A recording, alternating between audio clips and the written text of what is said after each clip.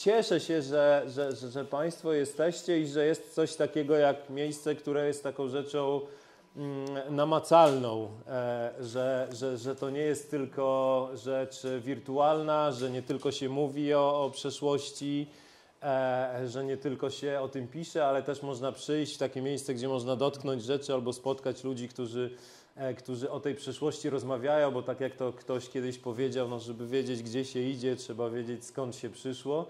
My byśmy chcieli Państwu opowiedzieć o kilku rzeczach związanych właśnie z filmem, tym regionem, żydowskim dziedzictwem i osadzić to w takim troszkę szerszym kontekście. Proszę Państwa, ja nie jestem takim supermówcą jak Tomek. Ja jestem działaczem, pracuję od ponad 20 iluś tam lat w kinie, forum, ale też wcześniej pracowałem i tutaj w Syrenie robiliśmy wspólne przeglądy. Były też jakby działania i w pokoju, pracowałem też w kinie TON. Także ta historia kina tutaj w Białymstoku i na Podlasiu jest mi bardzo bliska i bardzo ważna. I my działając z Tomkiem, bo od kilkudziesięciu lat wspólnie staramy się animować te życie filmowe w mieście i w regionie, właśnie organizując przeglądy, warsztaty, spotkania z twórcami, tworząc też filmy. Doszliśmy do wniosku, że tak naprawdę nigdy żadna generacja filmowców, która tutaj działała w naszym mieście lub w regionie, nie korzystała z sukcesów tej generacji, która była wcześniej.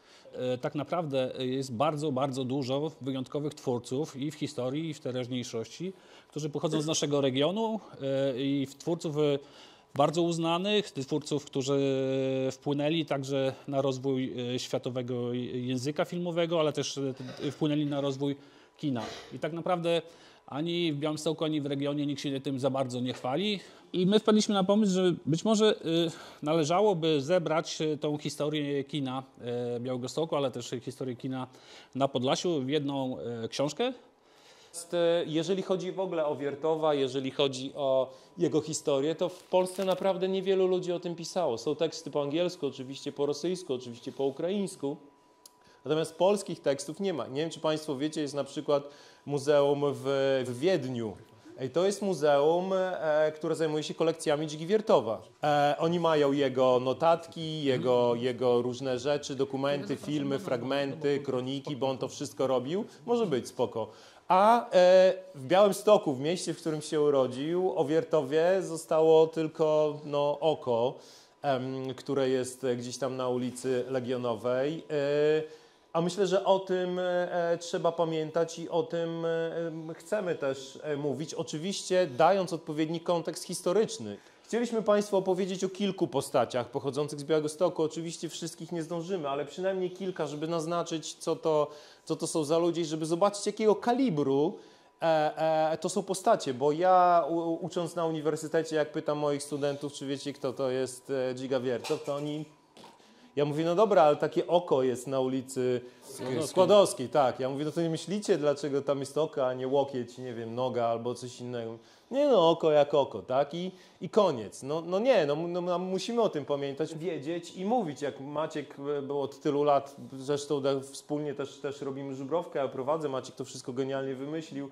To przyjeżdżają ludzie z całego świata, naprawdę, z Meksyku, ze Stanów, skądś. Oni pytają, słuchajcie, a chata Wiertowa albo jakiś ślad po Wiertowie, to gdzie jest? No nie ma gdzie ich wziąć, no po prostu nie ma i to jest przykre. W każdym bądź razie, słuchajcie Państwo, fantastyczna rzecz, no. Trójka braci urodziła się w Białymstoku, bracia Kaufman, Denis Abalejewicz Kaufman, późniejszy Dziga Wiertow, Michaił Kaufman, z którym razem robił filmy, i Boris Kaufman. Żeby w skrócie wprowadzić jakiś porządek w to myślenie. Wszyscy rodzą się w Białymstoku, wszyscy rodzą się przy ulicy Mikołajewskiej, obecnej ulicy Sienkiewicza. Ich ojciec, Abel i Fajga, prowadzą taki antykwariat, księgarnię z książkami w bardzo różnych językach. Więc oni od najmłodszych lat nasiągają takimi różnymi językami, różnymi światami, czytają sobie te książki. W pewnym momencie oczywiście są zmuszeni wyjechać. Rodzina wyjeżdża do Moskwy. I tam Denis Abalejewicz Kaufman przyjmuje pseudonim Dziga Wiertow. Wiertow z ukraińskiego to jest różnie się to tłumaczy, ale to tłumaczenia generalnie są dwa. Jeden to ma być taka pszczoła czy osa, która po prostu ty się odganiasz, a ona cię wierci tym żądłem i tak dalej. I Wiertow chciał być taki, bo chciał, żeby te jego filmy po prostu atakowały ludzi, żeby nie byli ludzie obojętni, żeby to było coś, co oni będą przeżywać. A druga rzecz to Wiertow to jest taki bączek, który jak wprawisz w ruch, bączek to się chyba nazywa, tak? Jak się dzieci bawią, tak się ruszy, bawiły, bo już się tym nie bawią. To ten bączek żyje, nie? I on chciał właśnie poruszyć kino. Pojechał do Moskwy, tam zaczął eksperymentować i on pomyślał, że zrobi filmy zupełnie inne niż ludzie na całym świecie. Czy on powiedział, że film to jest film. Film to nie jest teatr, film to nie jest plastyka, film to nie są innego rodzaju sztuki. Film ma opowiadać ruchomymi obrazami, prawda? Czyli powstaje za pomocą fajnych ustawień kamery i ruchów kamery oraz za pomocą montażu. I to ma wystarczyć. Szukał takiego czystego rdzenia filmowości. Film to ma być po prostu coś bardzo oryginalnego. Stworzył też taką koncepcję, ona się nazywała Kino Oko. Bardzo wielu twórców współczesnych się do niej odwołuje. Kino Oko, czyli przekonanie o tym, że oko kamery jest o wiele bardziej doskonałe niż oko człowieka. Że ono może zbliżyć, oddalić, pokazać detal, może zobaczyć coś, co jest bardzo daleko, coś, co bardzo blisko i może z tego złożyć historię, jakiś rodzaj narracji. Nakręcił też jeden z najsłynniejszych filmów w historii kina, czyli Człowiek z kamerą z 1928 roku. Państwo go pewnie widzieli i polecam obejrzeć razem z muzyką Cinematographic Orchestra. Angielski zespół stworzył specjalnie muzykę do tego filmu i podróżował z tym filmem po całym świecie i to jest Biblia i o tym gościu i ten film Człowiek z kamerą uczy się każdy filmowiec na całym świecie, od Brazylii przez Polskę, Stany, Australię. Wszyscy się uczą o tym filmie, bo to jest jeden z pierwszych filmów, który jest rodzajem symfonii miast, który właśnie opowiada za pomocą eseju filmowego na temat właśnie życia w mieście, na temat miasta, jak się ono budzi. Używa bardzo ciekawych też takich zbitek montażowych. Jest na przykład taka zbitka, jak dziewczyna budzi się, otwiera, mruga oczami, a potem jest mruganie żaluzjami. Cała masa ciekawych ujęć. Wiertow tworzył też filmy propagandowe oczywiście, jeździł agit pociągiem i zbierał materiały filmowe, a następnie z tego montował swoje dokumenty. Tworzył m.in. 3 pieśni o Leninie, 6. część świata itd., itd. Za co zresztą później, tworząc te filmy o Leninie, Stalin go wyklął, wiadomo jakie były czasy. Wiertow też musiał być twórczy, bo musiał wymazywać pewnych ludzi z swoich kadrów. Później też historia wymazywała jego. Bardzo mocno zachorował, przejął się tym, co stało się. Nie wiedział bardzo długo, co się stało z jego rodzicami mieszkającymi w Białymstoku. Przejmował się bardzo później pogromami w Białymstoku. Przejmował się tym, co się działo. Bardzo mocno zachorował i zmarł naprawdę w wieku tam 50 paru lat w Moskwie. Bardzo długo tworzył ze swoim bratem Michaiłem Kaufmanem, czyli to jest człowiek od człowieka z kamerą. Dziga Wiertow, jeden z najsłynniejszych dokumentalistów. Tworzy filmy z Michaiłem Kaufmanem, też został w Moskwie. Michaił Kaufman to jest ten gość, który ze statywem chodzi w Człowieku z kamerą, który kładzie się na tory, który próbuje tą kamerę uruchomić, patrzy z różnych perspektyw, filmuje kominy. On oderwał kamerę od ziemi, był bardzo takim odważnym i eksperymentującym operatorem kamery filmowej. Bracia razem tworzyli filmy. Michaił uważał, że ten okres twórczości z Dzigo Wiertowem był najlepszy w jego karierze. Potem się pokłócili przez między innymi żonę Wiertowa. Michaił Kaufman pojechał do Ukrainy i tam tworzył filmy. Zrobił między innymi taki film Wiosna w Kijowie. Jak Państwo sobie go też gdzieś tam wygooglujecie, Wiosna w Kijowie, to zobaczycie, jak piękny, poetycki jest to film, jak ciekawe i fajne kadry są przedstawione. Szczególnie dzisiaj się ogląda Kijów, myślę, że część z Państwa była. Jeżeli wrzucimy sobie ten dzisiejszy kontekst, to zobaczymy ten Kijów widziany oczami właśnie białostoczanina Kaufmana, no to jest coś naprawdę niesamowitego. Więc to jest ta dwójka braci. I trzeci, w zasadzie najsłynniejszy, o którym się mówi jeszcze mniej chyba, bo o ile mogę zrozumieć, że o Dzidze Wiertowie na przykład nie chce się mówić, no bo dobra, w pewnym momencie wspierał system, aczkolwiek powinno się nabudowywać kontekst i opowiadać o tym, ale dobra. Michaił, ale dlaczego nie pamiętamy o Borysie Kaufmanie? Nie wiem. Borys Kaufman to był ich najmłodszy brat. Najdłużej został w Białymstoku. Wyjechał do Francji, tam studiował filozofię, między innymi na Sorbonie. I uwaga, tam spotkał Jeana Vigo, jednego z bardziej też znanych, każdej historii kina się pojawia, reżyser. On zrobił A propos Nicei. Borys kontaktował się z braćmi, Wiertow przesłał mu lekko kamerę, taką 35 mm i to była kamera, którą na tamte czasy można było wziąć i po prostu podejść do człowieka, zakręcić coś blisko To nie była kamera, która była ciężka, która była przymocowana do jednego miejsca. Jak obejrzycie Państwo a propos Nicei, no to zobaczycie, jak ta kamera tam fruwa, jak ona lata. A on korespondował cały czas z braćmi, oni działali w Moskwie, ale mu podpowiadali i przesłali mu właśnie kamerę, bo Jean Vigo potrzebował, mimo że sam był fotografem, operatora. Potem zrobili jeden z najsłynniejszych filmów w historii kina, gdzie Boris Kaufman był wymieniony jako jeden z twórców. Nie tylko operator, ale obok Jeana Vigo, mówię o filmie Atalanta, był wymieniony właśnie w napisach, tak? Jako drugi reżyser, tak? Więc widzicie Państwo, no co to jest za kaliber. A Atalanta to tylko Państwu powiem, bardzo, bardzo też znany film. Michał Oleszczyk, jeden z bardziej znanych teraz takich ludzi, którzy zajmuje się historią kina w swoim zestawie. Dla niego Atalanta to jest chyba drugi czy trzeci film w całej historii kina, najważniejszy.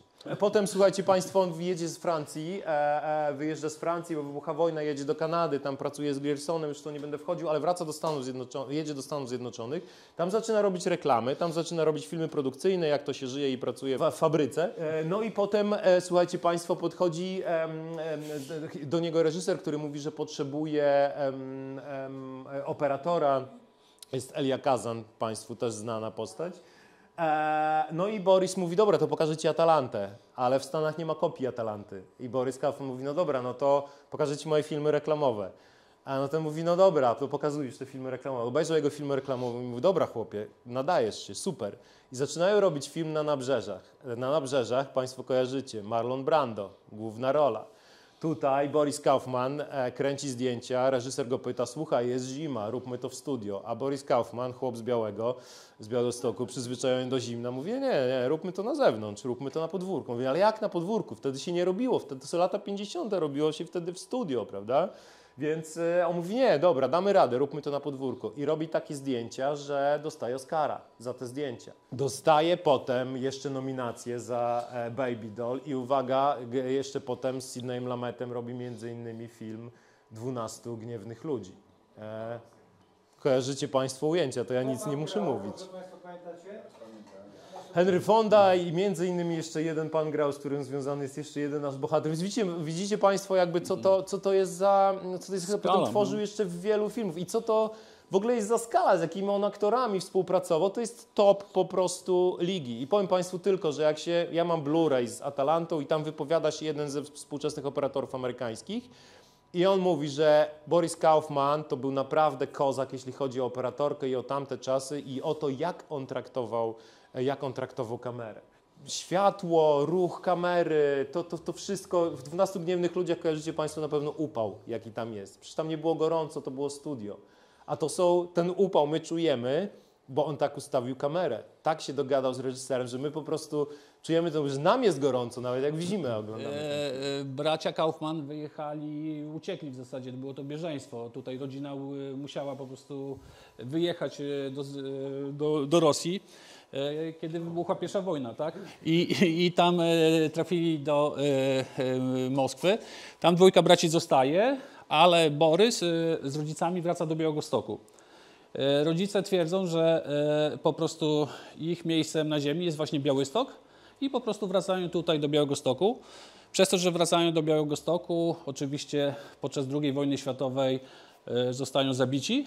Jeszcze w 1939 roku, kiedy Związek Radziecki zajął tutaj Białostoczyznę, Michaił Kaufman pojawił się w Białymstoku i prosił rodziców, żeby pojechali w głąb Związku Radzieckiego. Oni powiedzieli, że nie, że to jest ich miejsce na ziemi, oni chcą tutaj żyć. No i oczywiście giną, ale trochę wcześniej Boris Kaufman, w związku z tym, że było trudno studiować Żydom w Polsce, wyjeżdża do Francji i tam we Francji po prostu zaczyna się to wszystko, co powiedział Tomek. Fantastyczna i wspaniała historia. O rodzicach Kaufmanów można by powiedzieć o matce Matka Królów, tak? Bo rzadko która jakby matka takich genialnych filmowców wychowała, tak? Ten czwarty znak zapytania to jest najmłodszy z braci Kaufman, który niestety umarł w bardzo młodym wieku. I to też jest takie fascynujące, gdyby śnić historię, czy gdyby on przeżył, czy też byłby filmowcem. To jest bardzo ciekawe. Ale jeszcze tylko dodam, że właśnie bracia nigdy się nie spotkali. Nigdy we trójkę się nie spotkali. Spotykali się we dwójkę, ale nigdy we trójkę. I to było takie poruszające, kiedy śledziliśmy tę historię. I na naszym zdjęciu pojawiają się jakby na plaży w Dolilidach. Są razem, obejmują się i po prostu są, stąd też ten sen. A tu chcieliśmy właśnie pokazać Atalantę i zdjęcia Kaufmana. W międzyczasie będziemy mówić, żeby Państwu nie zabierać czasu, to tylko króciutko. Ale zwróćcie Państwo uwagę, bo pokażemy jeszcze jedną króciutką scenę i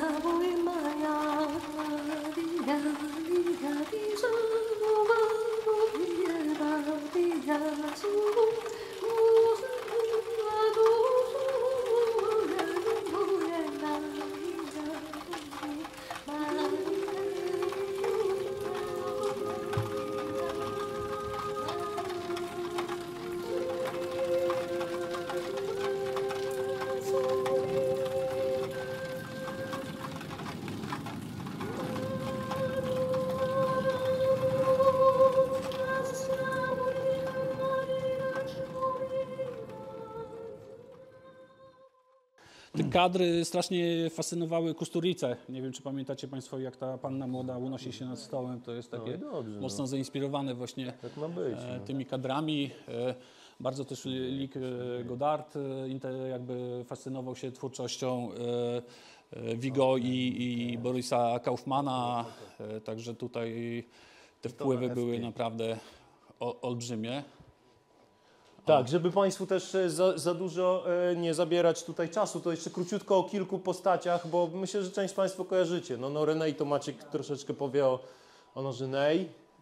No, wydaje nam się, że ta postać jest oczywiście Państwu znana, także za dużo to nie trzeba mówić, ale ona jest fascynująca z wielu powodów, a jednym jest na pewno to jej życie, które z jednej strony femme fatale, z drugiej strony dużo jakby małżeństw, dużo też szalonych właśnie meszugę, ucieczka, legendarna ucieczka przez okno po to, żeby zostać aktorką. Proszę Państwa, to jest projekt nieznany pomnika Norynej, który miał powstać w Białymstoku, autorstwa profesora Jerzego Grygorczuka, który oferował ten projekt władzom miasta i trwały dyskusje 2-3 lata i to wszystko upadło. Ale ten projekt u nas jest. Projekt Norynej. Dlaczego zapominamy, tak? No bo z jednej strony to jest osoba, która oczywiście miała żydowskie korzenie, urodziła się w rodzinie żydowskiej, trochę ona była zasymilowana, więc jak się później okazało, nie było to jej atutem, bo ona oczywiście była wielką gwiazdą polskiego, a i nawet światowego kina, bo jej filmy były popularne w Europie, ale też i w Stanach Zjednoczonych. Kiedy wybucha wojna, ona udaje się do Moskwy, przez Białystok oczywiście, i tam dostaje zaproszenia do grania w filmach, ale okazuje się, że mimo że mieszkała w Rosji, no to ten jej rosyjski jest bardzo słaby. Nie potrafi po prostu grać w tym języku.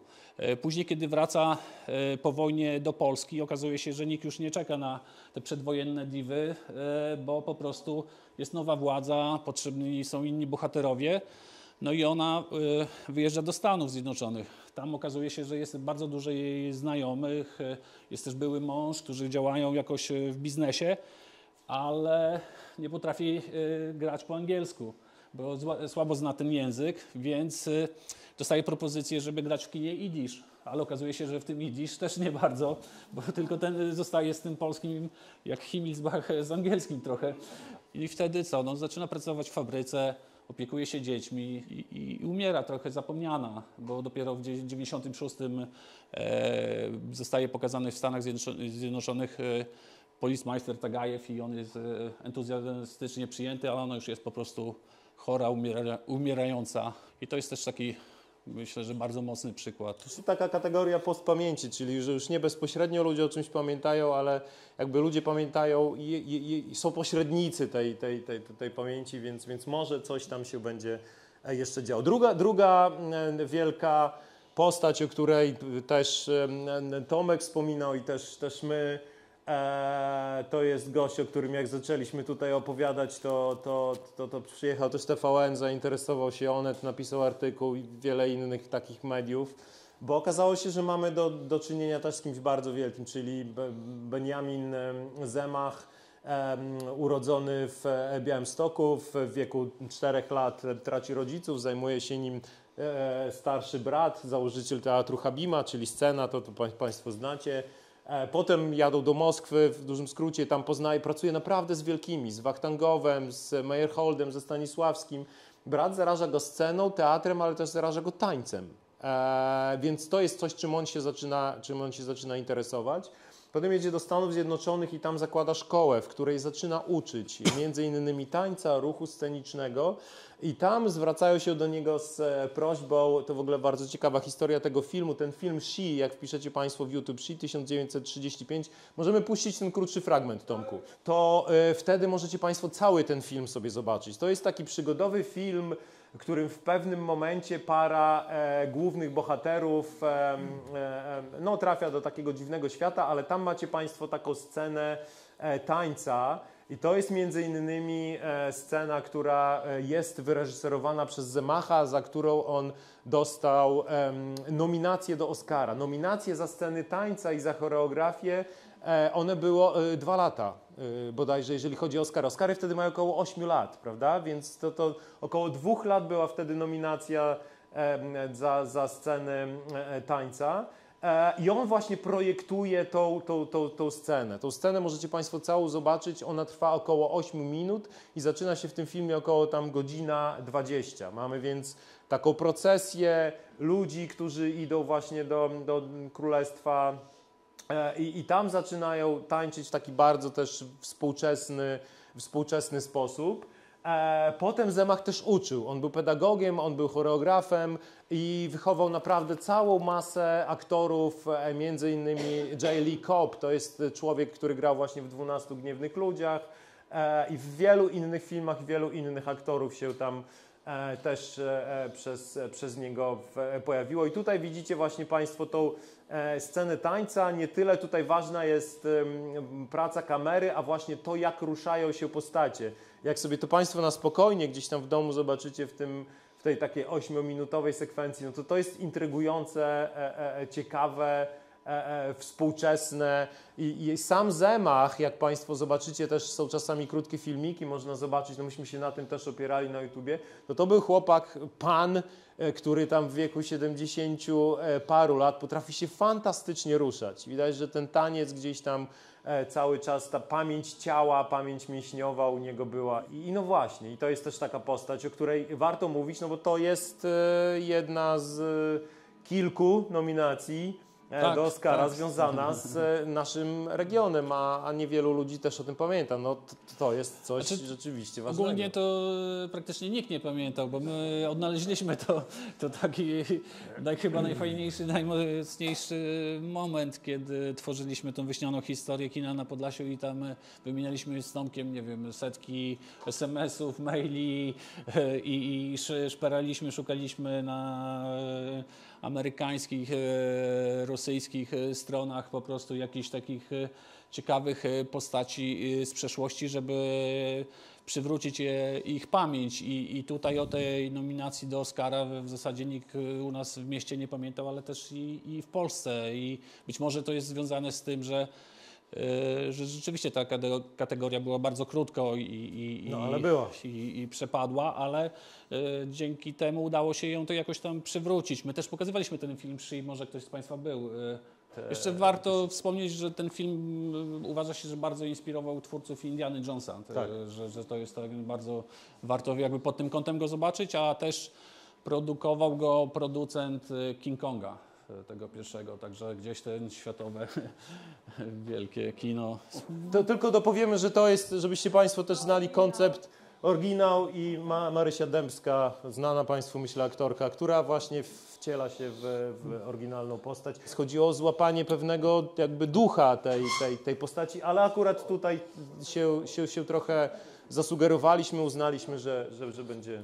To bardzo też ciekawa postać, bo jej ojcem był białostocki Żyd, który wyemigrował właśnie do Stanów i on był producentem odzieży. Okazuje się, że takich postaci w światowym kinie, które mają jakieś korzenie, a same się nie urodziły w Białymstoku, jest dużo więcej, bo na przykład Shia LaBeouf, którego znacie może z Transformersów, to jego dziadek właśnie był tutaj białostockim Żydem. Gwyneth Paltrow, jej dziadek był rabinem w Nowogrodzie, tak. Także pomyśleliśmy, że to byłoby dosyć fajne, żeby też takie postaci jakby pokazać w naszym albumie, a też jakby... No bo Marysia też się nie urodziła w Białymstoku, Tak, bo ale jej i mama mama- Kinga Dębska, reżyserka, urodziła się w Białymstoku, więc jakby taka Też była nasza droga. bardzo myślę. ciekawa postać, no, taka prawdziwa hollywoodzka gwiazda. Ona była uznawana za najlepiej ubraną gwiazdę Hollywood. W zasadzie to, co nosiła na jakichś premierach, to wszystkie kobiety w Stanach starały się naśladować. Też osoba, która miała szafę, która była warta podobno $1 milion, przelicza się to, że na około 20 milionów obecnie. Też no, taka gwiazda hollywoodzka, bardzo dużo romansów. Jeden taki z najsłynniejszych to romans z Gretą Garbo. No niestety szwedzka piękność złamała jej serce i niestety też umarła bardzo młodo, chorowała na raka, ale to też takie było wielkie wydarzenie hollywoodzkie, bo szacuje się, że ponad 10 000 ludzi przyszło na ten pogrzeb, żeby ją pożegnać. Bardzo dużo aktorów, reżyserów, scenarzystów. Tam wybuchły wielkie zamieszki, w ogóle przewrócono jej pomnik. Także no, artystka, która naprawdę wywarła olbrzymi wpływ na ten Hollywood w latach 20. zagrała w 66 filmach. Najczęściej takie złe kobiety, silne, złe kobiety, ale no, bardzo ciekawa postać. Izrael Becker, też film pokazywaliśmy, Maciek go sprowadzał, pokazywał, więc też można było to, też urodzony w Białymstoku, później uciekł, przetrwał jako Żyd obławę niemiecką, wyjechał do Rosji, tam uczył się aktorstwa. Później wrócił do Białegostoku, no ale po wojnie zastał jedynie gruzy. Myśmy też go sfotografowali na takich gruzach kamienicy, też zburzonej, to też różne takie konteksty, jak palimpsest to się nadbudowuje, też na takiej zburzonej kamienicy, gdzie dzisiaj stoi już nowoczesny apartamentowiec. I on też przyjechał i po prostu zastał w tym mieście nic, więc postanowił pojechać dalej. Pojechał do Niemiec i tam zrobił taki film Lang ist der Weg. I tam zagrał też główną rolę. To jest właśnie on na tym slajdzie. I to był pierwszy film, który z perspektywy żydowskiej opowiadał o Holokauście. Też jeden fabularny film w języku jidysz, nagrany też w Niemczech. Potem pracował w Niemczech, potem wyjechał też do Izraela i malował. Został też malarzem. Są jego takie zdjęcia na internecie, gdzie można zobaczyć go razem z obrazami. On opowiadał, że maluje swoje miasto. Do Knyszyna do Knyszyna szedł, natomiast maluje Białystok. Mówił, że we wstępie do jego albumu malarskiego jest na przykład, że on bardzo chętnie, im jest starszy, tym chętniej wraca po prostu do swojego miasta i cały czas mu się ono gdzieś tam pojawia, więc je maluje. Znaczy z Knyszynem on też był związany przez swoich dziadków i on miał taką, kiedy był dzieckiem, to uciekał rodzicom i pieszo szedł do Knyszyna, bo tam dziadkowie czekali na niego z chałką i z mlekiem i to w takich wspomnieniach swoich bardzo często do tego wraca, a my w ogóle z Tomkiem chcemy przejść się do Knyszyna i jakby ktoś z Państwa miał zamiar, to możemy się Jakby ktoś znał krowę taką wolnochodzącą i mleko, to... Znaczy nie, my pójdziemy, bo chcemy jakby to też tak performatywnie robić. Dobrze. A tutaj taką mamy też... Ester Gorinkin. Tak, to jest... Sokółka.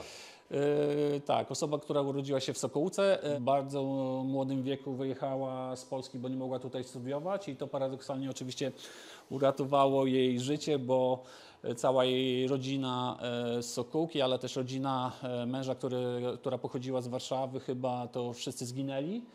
I ona była ciągle taką bardzo optymistyczną osobą, w ogóle nie związaną z filmem. Dopiero po śmierci męża, 10 lat po śmierci męża, kiedy miała już 85 lat, wystąpiła w castingu, bo była poszukiwana właśnie taka babcia, która mówi w jidysz i taka cieplutka osoba. I ona w wieku 85 lat zadebiutowała, także każdy z nas ma jeszcze szansę. I zagrała w ponad 10 filmach. I to było naprawdę niewiarygodne i bardzo fajne. Właśnie wcielała się w takie babcie, no po prostu żydowskie babcie. Rok temu w Sokółce był pokaz filmu właśnie o Esther Gorintin. I tam miał przyjechać jej syn, ale on już też jest ma ponad 80 lat, więc nie mógł przyjechać, więc długo, ale teraz krótko. Darek Szada, Bożyszkowski miał jego adres, my wysłaliśmy album i on w tym, i tutaj jest list, który przysłał do nas po obejrzeniu tego albumu. On po prostu był mega wzruszony i bardzo się cieszył, że ktoś jeszcze pamięta jego mamę i opisał tam jeszcze historię rodziny. Ona zaraz po wojnie przyjechała do Polski, ale kiedy zobaczyła zburzoną Warszawę, zburzone getto, postanowiła już nie jechać do Sokółki, bo wiedziała, że już nic nam na nią nie czeka. Pisała tam jeszcze przez pewien czas z sąsiadami, którzy zostali w Sokółce. Ten ich dom podobno przetrwał. I to też jest właśnie piękna postać, bo mega optymistyczna, mega silna, mimo tego całego zła, które w życiu przeżyła. Także pamiętajcie, że nawet w wieku 85 lat można zadebiutować i przynajmniej w 10 filmach zagrać. To jest naprawdę fajna babka. Dobrze, to tylko króciutko o dwóch panach, bo też interesują nas też muzycy. Misza Spoliański, muzyk wybitny w zasadzie, też wychowany tutaj w bardzo licznej rodzinie w Białymstoku. Później wyjechał też do Wiednia, tam zagrał pierwszy koncert już w wieku prawie 10 lat, więc bardzo młody. Potem wyjechał do Niemiec i tam tworzył muzykę do rewi, do kabaretów.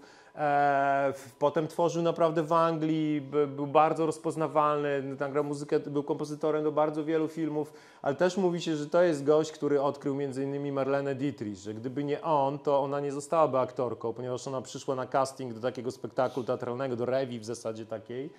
Miała tam zaśpiewać piosenkę, no i zaśpiewała tą piosenkę, ale Państwo oglądaliście filmy z Marleną Dietrich, to wiecie, jaki ona ma głos. Ona ma chrypę i ona ma niski głos. Więc on zagrał jej podkład, ona to zaśpiewała, a reżyser powiedział, nie, z takim śpiewaniem to dziękuję. A Misza podobno powiedział, dobra, to ja zagram oktawę niżej. Zagrał oktawę niżej i ona to wyśpiewała czyściutko. I wtedy dostała tą rolę, zaczęła grać w teatrze, a potem pojawił się już na tym spektaklu von Sternberg, który się w niej przyjechał ze Stanów do Niemiec, zakochał się w niej, potem ją zabrał do Stanów i już ona zrobiła wielką karierę, więc pewnie gdyby nie gość z Białego, to pewnie i Błękitnego Anioła by nie było, i Marleny Dietrich i wielu innych rzeczy. Też Jay Gorney jest bardzo znanym kompozytorem. Macie ich dwóch zdaniach.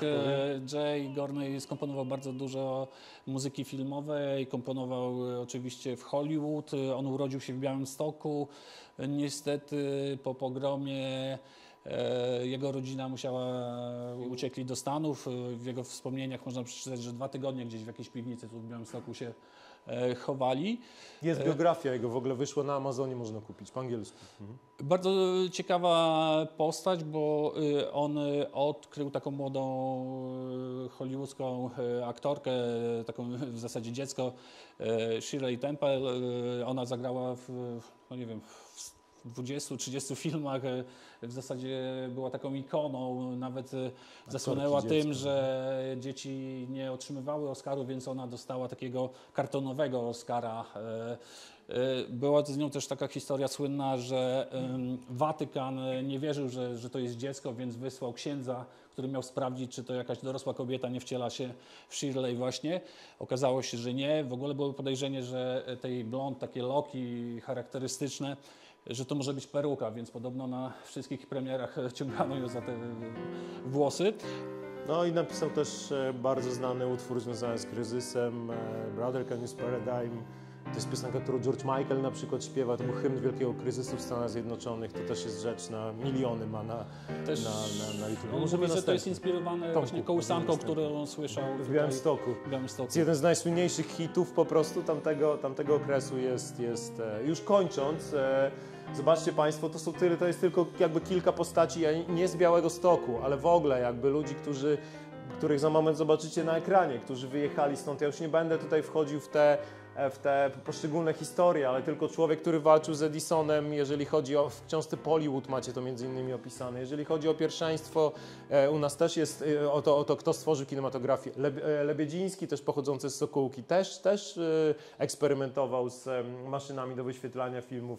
Goldwyn, który gdzieś tam tworzył i pierwsze westerny, i nagrodzony filmy Williama Wylera, dostał przecież Oscara, który zresztą nigdy nie nauczył się mówić po angielsku dobrze, a cały czas mówił taki Meyer, bracia Warner z Krasnosielca, którzy byli drugoligową wytwórnią, ale jak pojawił się dźwięk, no to oni bardzo mocno to wykorzystali. Człowiek, który grał w pierwszym filmie dźwiękowym, Al Jolson, Paul Mooney, jeden z najsłynniejszych filmów gangsterskich, Człowiek z blizną, Paula Negri i na koniec zostawiłem Billego Wildera, to dlatego, że to jest też człowiek, który robił producentów, taki bardzo znany film, komedia, w tym filmie gra producent, który na nazwisko ma Białystoker.